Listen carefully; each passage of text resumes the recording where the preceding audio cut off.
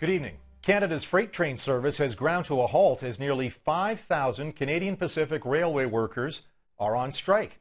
While a deal reached yesterday allowed commuter trains to keep running today, shipments of grain, coal, and other goods are at a standstill. The economic cost of the strike is more than $500 million per week, and that has the government preparing back-to-work legislation, even as Labour Minister Lisa Raitt says she hopes the two sides can work things out. We want to make sure that the parties have some room to freely collective bargain, because we believe that they should be able to achieve a deal themselves. But if they can't, we will act in the best interest of the economy. So we're not thinking about process. We're not thinking about what happens next week. We're thinking about today, getting them a deal. The NDP is calling on the Conservative government to stay out of the CP rail strike. As with Canada Post and Air Canada disputes, the opposition party is saying the Labour minister should let the unions negotiate with their management. For more on this, I'm joined by Dan Harris. He's the NDP MP for the riding of Scarborough Southwest. He's in our Toronto studio. And Dan, great to have you on the program. And you heard Minister Raitt earlier today. When you guys come back to the House of Commons next week, there's going to be some legislation, I guess, on the order paper to put the CP rail guys back to work. What do you think about that strategy? Well, I think it's absolutely the wrong strategy. You heard Minister Raitt talk about giving the two sides the opportunity of freely collective bargaining, but that's not going to happen when the minister intervenes yet again. There's no free collective bargaining when the minister comes in all the time and makes statements and says that we're going to legislate things back to work. And what happens then is that there's absolutely no incentive for management to continue negotiating because they know the government's got their back. On the flip side, is there any incentive as well for the union to continue negotiating, knowing that if it goes to arbitration, they're going to have to do a calculation? They could come out ahead as well. Well, it's possible, but for the union, they're trying to negotiate a deal for the workers. And of course, it's more than likely going to be more beneficial to them if they negotiate and get that deal before the back to work legislation, because we saw in the Canada Post lockout, for instance, that the minister actually imposed some pretty draconian rules onto that arbitration, which limited the arbiter's ability to come to a fair decision in that dispute as well. Now, you probably saw a lot of the pundits, the press, everyday Canadians reacting to the Canada Post situation and the Air Canada situation in slightly different ways. A lot of people argued, for instance, with Air Canada, there were plenty of alternatives, other national airlines, international airlines ready to pick up the slack.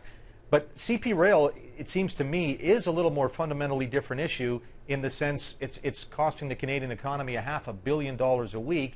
There's thousands of other employees of CP Rail, not members of the Teamsters Union, who've been laid off as a result of this strike.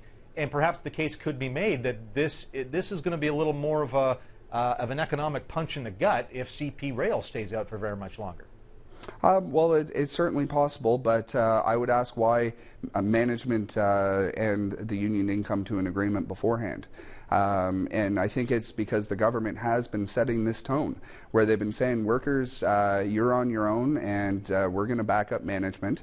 And as a result, now we're going to see more and more situations where the collective bargaining isn't happening freely, where management's just going to sit back and wait for the government to legislate people back to work because they're more likely to get a beneficial deal to them rather than an equitable settlement.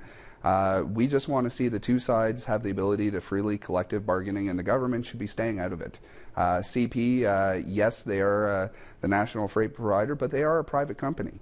And we should be letting the private company and their workers negotiate together without interfering.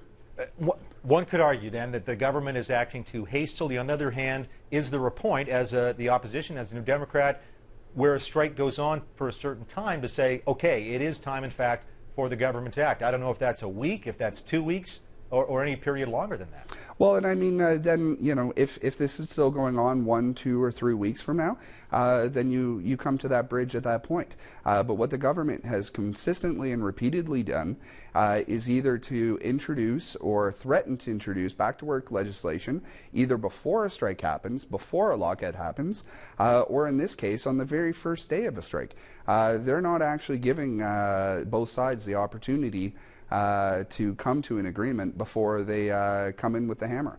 Now, I know, of course, you don't represent the Teamsters. You're not at the bargaining table. The minister, though, today was saying, she says, and I'm quoting her now, that this is a completely unnecessary strike. CP, the employer here, is seeking pension provisions comparable to those provided to employees represented by Teamsters at other Canadian railways. I don't know if you would agree with that assessment. Well, I mean, every single situation is different and has to be approached based on the employer and the employee. And of course, there's been a lot going on at CP in the last little while with management shakeups in the ownership. We certainly hope that that's not affecting the bargaining either. But I mean, we're just concerned with collective bargaining rights in Canada and the direction that the government's taking. You know, this is the fourth time now in a year that they've come and done this right off the bat.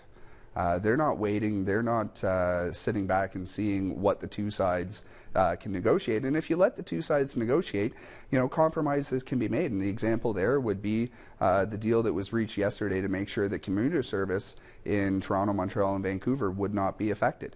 You know, that's a deal that the two sides reached as a compromise to make sure that they were able to mitigate that effect on the economy.